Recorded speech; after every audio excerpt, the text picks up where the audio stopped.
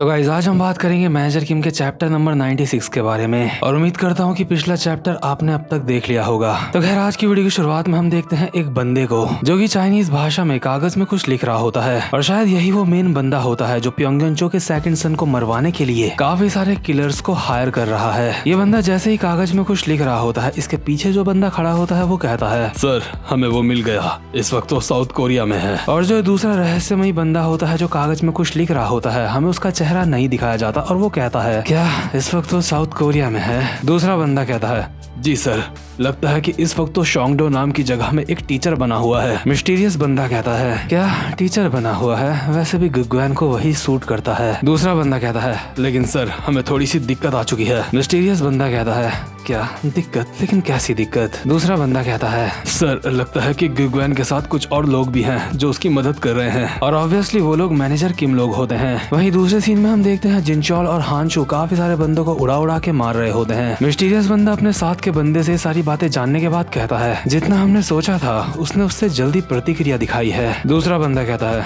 जी sir मुझे भी ऐसा ही लगता है। मिस्टीरियस बंदा अपने पेंटिंग ब्रश को टेबल में पटकता है और कहता है, मुझे लगता है गुगुआन इतने सालों बाद भी लापरवाह नहीं हुआ है। लगता है उसके ऊपर जो खतरा मंडरा रहा है उस चीज का उसको एहसास है। वैसे अब तक हमने कितने देशों को कवर कर लिया है? दूसरा बंदा कहता है, सर साउथ कोरिया से लेके Japan, Russia, United state, China, Thailand और इंडोनेशिया, हमने इन सारे देशों के एक्सपर्ट किलर्स को हायर करा है और ऑब्वियसली इन्हीं सारे किलर्स में एक होता है जून गो किम। मिस्टीरियस बंदा कहता है, तुम्हें क्या लगता है हमने जितने भी किलर्स को हायर करा है उनमें से कौन कामयाब होगा? दूसरा बंदा कहता है, इसमें कोई भी शक वाली बात नहीं है, वो जरूर वो साउथ कोरिया वाला बंदा होगा। और इसी के साथ साथ में हमें एक सीन में दिखाया जाता है जून गो जो कि गाना गुनगुनाता हुआ एक गली में जा रहा होता है और वहीं दूसरी तरफ वो बंदा अब भी बोल रहा होता है, मुझे उसी बंदे के कामयाब होने के ज्यादा चांस लगते हैं क्योंकि वो अपने ही देश में है, उसे अपने देश में होने का फायदा जरूर मिलेगा। सर आपको चिंता करने की जरूरत नहीं है, मुझे लगता है हमारा काम आज हो जाएगा। मिस्टीरियस बंदा कहता है,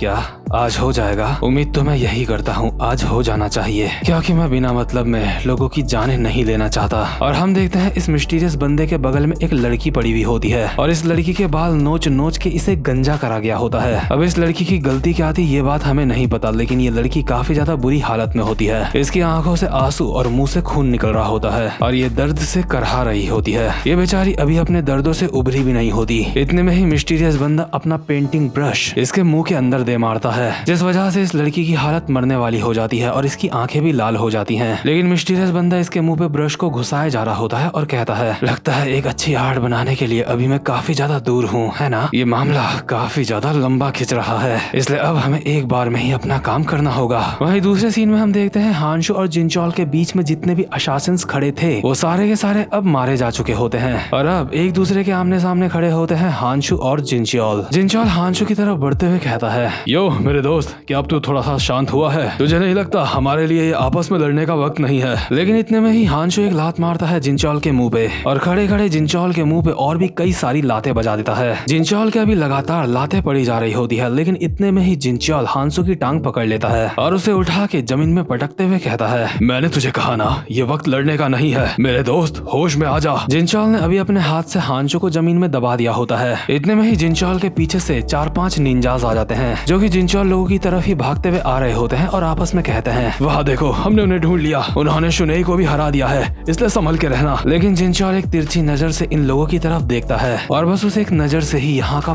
पूरा माहौल चेंज हो जाता है। जितने भी अशासन्स इस रूम में मौजूद होते हैं उन सबको महसूस होता है कि उनके सामने एक बहुत बड़ा खतरा है और ये चीज इन अशासन्स को अपने अंदर से महसूस हो रही होती है। सिर्फ जिनचोल की प्रेजेंस से इनको ऐसा लग रहा होता है जैसे ये एक जंग का मैदान है, इसलिए ये अशासन्स आपस में बोल रहे होते हैं, आखिर वो कौन है? उस इंसान की वजह से यहाँ का माहौल बिल्कुल किसी जंग के मैदान जैसा हो चुका है। हाँ, हमें बहुत ज्यादा संभल के रहना होगा, खासकर उस इंसान से जिसको उसने अपने हाथ से दबा रखा है। मतलब हानशू और जिनचोल अभी इन दोनों से ही बहुत ही खतरनाक ऑरा आ रहा होता है। इतने में ही हानशू एक लात मारता है जिनचोल के मुंह पे और 1-2 लातें और मार के जिनचोल को हवा में उड़ा देता है। बट जिनचोल फटाक से जंप मार के पीछे की तरफ चला जाता है, लेकिन जिनचोल के पीछे आने का इतना कुछ ज्यादा फायदा नहीं हुआ होता क्योंकि हानशू बहुत ही खूनी निगाहों से अभी जिनचोल की तरफ देख रहा होता है और जिनचोल समझ जाता है कि हानशू अब आगे क्या करने वाला है, इसलिए जिनचोल चिल्ला के कहता है, नहीं नहीं हांशु रुक जाओ। और हांशु भागता हुआ आता है जिनचॉल की तरफ और बिल्डिंग की खिड़की को तोड़ के वहाँ से नीचे कूद जाता है। वैसे हांशु जिनचॉल को अपने साथ लेके कूदने की सोच रहा था, बट जिनचॉल ने शायद खुद को डॉज कर लिया होगा और हांशु अभी बहुत ही ऊंचाई से अकेला बिल्डिंग से नीचे गिर रहा होता है। काफी ज्यादा ऊंचाई से गिरने के बावजूद भी हांशु का कंट्रोल उसकी बॉडी में काफी ज्यादा बेहतर होता है और हवा में गोल गोल घूमता हुआ हांशु बहुत ही तेजी से जाके जमीन में टकराता है, जो देख के अगल बगल जो सड़क में लोग चल रहे होते हैं काफी ज्यादा हैरान हो जाते हैं। इसके बाद जिनचॉल के साथ रूम में जो निंजाज होते हैं, जिनचॉल उनको कहता है तुम लोगों को अंदाजा भी है तुम्हारी वजह से क्या हो गया है। ये निंजाज अभी हल्के हल्के डरे हुए भी होते हैं और जिनचॉल को मारने के लिए तैयार भी होते हैं और कहते हैं कि क्या हमारी वजह से क्या हुआ है, हमने कुछ नहीं किया। लेकिन इसके बाद जो बात जिनचॉल कहता है मैं चाहता हूँ कि आप उसको ध्यान से सुनो, क्योंकि इससे आपको पता चलेगा कि हांशु शियोंग पूरे के पूरे पीटीजे यूनिवर्स में कहाँ पे स्टैंड करता है, यानी कि हांशु कितना ज्यादा ताकतवर है। जिनचॉल अभी इन निंजास को कहता है अभी जैसी स्थिति में हांशु है वो इस पूरे के पूरे प्लेनेट में सबसे ज्यादा खतरनाक इंसान है। बेवकूफों,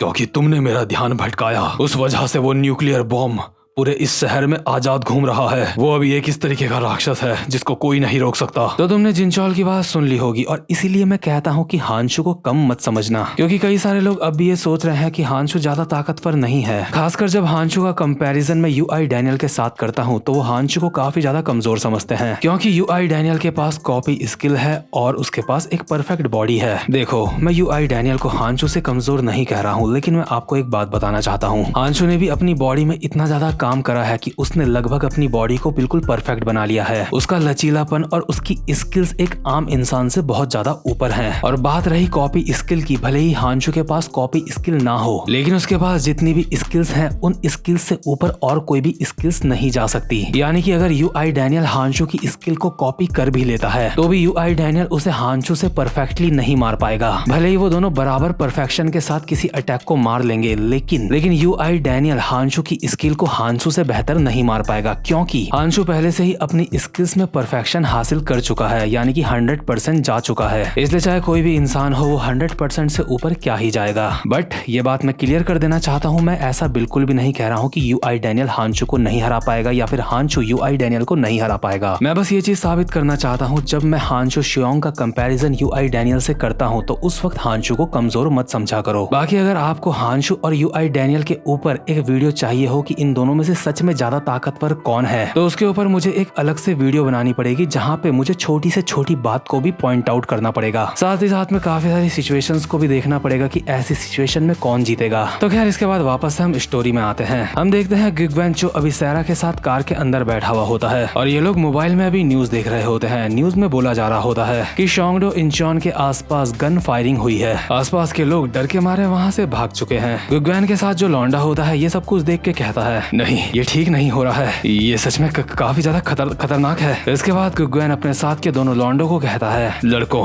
मेरा दिमाग अभी ठीक से काम नहीं कर रहा है, लेकिन मुझे लगता है तुम दोनों को वापस घर चले जाना चाहिए। लेकिन लॉन्डे गुगवेन की बात नहीं मानते और कहते हैं लेकिन टीचर, हमें आपके साथ रहना है, हमें आपकी रक्षा करनी है। गुगवेन चिल्ला के कहता है बस बहुत हुआ, क्या तुम अब भी ये बात नहीं समझ पा रहे हो? अगर तुम यहाँ पे रहे तो तुम मर सकते हो, इसलिए तुम दोनों के दोनों वापस चले जाओ, क्योंकि मैं तुम दोनों को खोना नहीं चाहता। मैं पहले ही अपनी जिंदगी में काफी कुछ खो चुका हूँ, इसलिए तुम दोनों जाओ यहाँ से। इनमें से एक लौंडा गुगवेन का हाथ पकड़ता है और कहता है ठीक है टीचर, लेकिन हमसे वादा करो कि आप मरोगे नहीं, आप जिंदा रहोगे, क्योंकि हम सब आपको अपने परिवार का एक हिस्सा मानते हैं। इसलिए क्या आप हमसे ये वादा कर सकते हो कि आप जिंदा रहोगे? चलती हुई कार के अंदर गुगवेन अपने मन में सोच रहा होता है क्या एक परिवार, क्योंकि मैं त्यान वाई त्यान ग्रुप की वसीहत का एक वारिस हूँ, इसलिए परिवार शब्द हमेशा मेरे कानों में चुभता था, क्योंकि मेरे परिवार के ही लोग वसीहत को हड़पने के लिए कुछ भी कर सकते हैं, वो किसी भी हद तक जा सकते थे। बचपन से मेरे अगल बगल जो भी लोग रहे हैं वो बाहर से स्माइल करते थे, लेकिन वो उनकी सच्ची स्माइल नहीं होती थी। वो कहने के लिए कहीं ना कहीं मेरे परिवार का हिस्सा होते थे, लेकिन अंदर ही अंदर वो सब एक दूसरे से जलते थे। लेकिन अब मेरे पास सच में ऐसे लोग हैं जिनको मैं अपना परिवार बोल सकता हूँ। मेरे पास ऐसे लोग हैं जिन्हें सच में मेरी चिंता है, इसलिए मैं ये फैसला करता हूँ, मैं इन बच्चों को बचाऊंगा, मैं इन्हें कुछ भी नहीं होने दूंगा। इसके बाद गुगवेन इन लॉन्डो को कहता है लड़कों,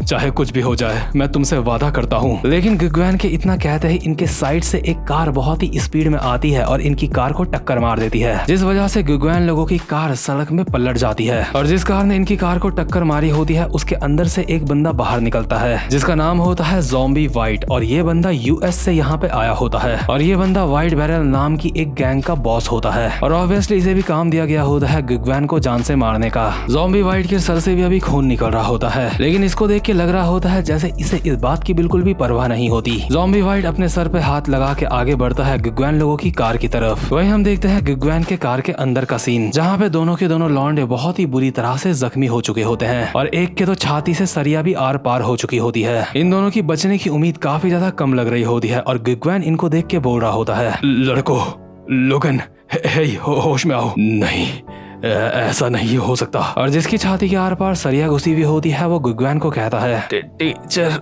मेरे सर में दर्द हो रहा है। इतने में ही ज़ॉम्बी वाइट अपनी ताकत से इनकी कार को उठाता है और गुगवैन का कॉलर पकड़ के गुगवैन को हवा में उठा देता है। गुगवैन की अभी खुद की जान खतरे में होती है और गुगवैन अपने मन में बोल रहा होता है, नहीं, ये ठीक नहीं है, मुझे पहले उन बच्चों को हॉस्पिटल लेके जाना होगा। मैं यहाँ पे अपना और ज्यादा समय बर्बाद नहीं कर सकता। ये बच्चे मेरे लिए, मेरे परिवार से भी ज्यादा जरूरी है। गुगवैन को अभी वो सारे के सारे पल याद आ रहे होते हैं जो उसने इन बच्चों के साथ बिताए थे। लेकिन इतने में ही ज़ॉम्बी वाइट गुगवैन को कहता है, तू ही वो है ना, यान वाइट यान ग्रुप का सक्सेसर। बहुत अच्छे, तो ठीक है, मरने के लिए तैयार हो जा। और अभी ज़ॉम्बी वाइट एक हमला करने वाला होता है गुगवैन चो के ऊपर और गुगवैन चिल्ला रहा होता है और चिल्ला के कहता है, प्लीज, मैं तुमसे भीख मांगता हूँ। मैं नहीं जानता तुम कौन हो, मुझे इस बात की परवाह भी नहीं है, लेकिन अगर कोई भी मेरे आसपास है जो मेरी मदद कर सकता है, प्लीज मेरी मदद करो। इतने में ही एक बंदा बहुत ही स्पीड में इन लोगों की तरफ भागता हुआ आता है और एक घुटना मारता है ज़ॉम्बी वाइट के मुंह पे, जिससे ज़ॉम्बी वाइट दूर जाके गिरता है। और जिसने ये घुटना मारा होता है ये और कोई नहीं बल्कि होते हैं मैनेजर किम। गुगवैन अभी मैनेजर किम को देख के अपने मन में बोल रहा होता है, मैंने एक ऐसी कंपनी के बारे में सुना था जिसके ऊपर मेरे फादर काफी ज्यादा यकीन किया करते थे। खासकर जब बात साउथ कोरिया की होती थी